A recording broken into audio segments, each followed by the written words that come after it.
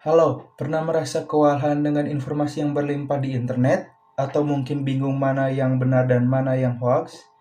Di era digital ini, kita semua terhubung. Tapi, apakah kita sudah cakap digital? Literasi digital bukan cuma soal bisa pakai gadget, tapi juga bagaimana kita menggunakannya dengan bijak, aman, dan bertanggung jawab.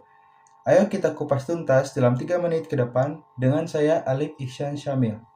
Poin yang pertama, pahami informasi dan hoaks. Di tengah banjir informasi, kemampuan memilah mana yang fakta dan mana yang fiksi jadi krusial.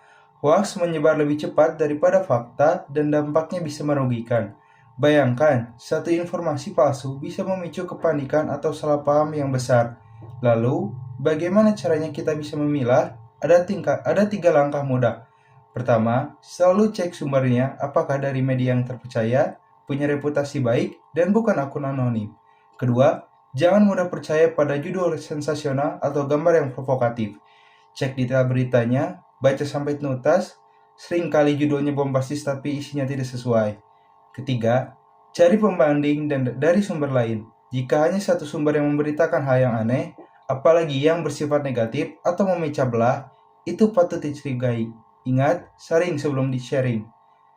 Poin yang kedua atau poin utama kedua, aman berinternet dan etika digital. Selain memilah informasi, keamanan diri kita di dunia maya juga sangat penting. Pastikan data pribadi Anda aman. Jangan pernah memberikan informasi sensitif seperti nomor KTP atau PIN melalui tautan yang tidak jelas.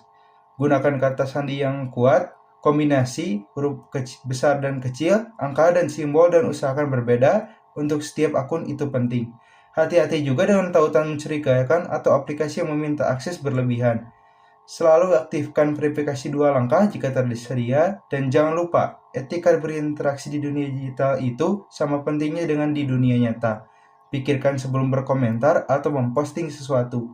Jaga bahasa, hindari ujaran kebencian, cyberbullying, atau menyebarkan konten yang merugikan orang lain.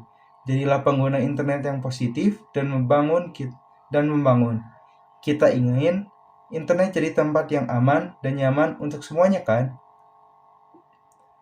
Kesimpulan atau call to action. Jadi, literasi digital itu bukan cuma tentang skill teknis, tapi juga tentang kemampuan berpikir kritis, menjaga keamanan pribadi, dan menerapkan etika saat berinteraksi di dunia maya. Dengan menjadi cakap digital, kita bisa memanfaatkan informasi secara optimal, terhindar dari berbagai resiko, dan berkontribusi positif di dunia maya. Mari bersama-sama tingkatkan literasi digital kita, mulai dari diri sendiri, keluarga, dan lingkungan sekitar. Jadikan internet sebagai alat untuk kebaikan dan kemajuan, dan yuk jadikan generasi cakap digital. Sampai jumpa dan terima kasih.